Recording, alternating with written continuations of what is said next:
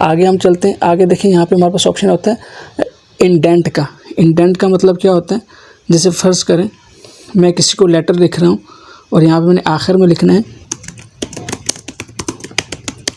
Your sincerely XYZ। अब letter जब आप लिखते हैं किसी को तो क्या होता है कि जो क्लोजिंग वाला पार्ट होता है ये हम लिखते हैं राइट साइड के ऊपर। तो इसको अगर आप राइट पे करना चाहते हैं तो लोग क्या करते हैं, ज़्यादातर या तो स्पेस दे के करते हैं या दूसरा तरीका होता है क्या, टैब से करते हैं। टैब वाला ऑप्शन भी अच्छा है, लेकिन अगर आप इसको सही तरह से करना चाहते हैं तो आपने क्या करना है, उस टेक्स्ट को सिलेक्ट करना है जिसको आप राइट पे करना चाहते हैं। यहाँ पे आपको 2 ऑप्शन आते हैं, एक होता है डिक्रीज इंडेंट और एक होता है इंक्रीज इंडेंट। ये देखें, इंडेंट का मतलब होता है प्रेस करना किसी चीज़ को।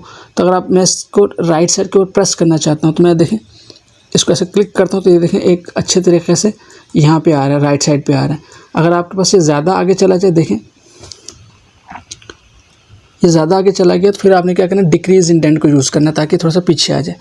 तो जहाँ पे आप इसको चाहते हैं कि खूबसूरत लगेगा तो वहाँ पे आप इसको रख दें। तो इस तरह से आप इंक्रीज़ और डिक्रीज़ इंडेंट को यूज़ करके अपने एप्लीकेशंस के अंदर या लेटर्स के अंदर जो क्लोजिंग पार्ट होता है या जो बिगनिंग का पार्ट होता है ऊपर, उसको राइट साइड पे रख सकते हैं।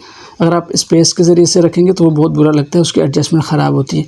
हमेशा ये शक रहता है कि पता नहीं ये एग्जैक्ट नीचे हैं भी कि नहीं। अगर आप टैप से करते हैं तब भी ठीक है, लेकिन अगर आप इंडेंट से करना चाहें तो इंडेंट से करें। इंडेंट वाला ऑप्शन ज़्यादा मुनासिब है। अगर आप इसको वापस करना चाहते हैं तो सिलेक्ट करके वापस कर देंगे, तो इस तरह से आप कर सकते हैं।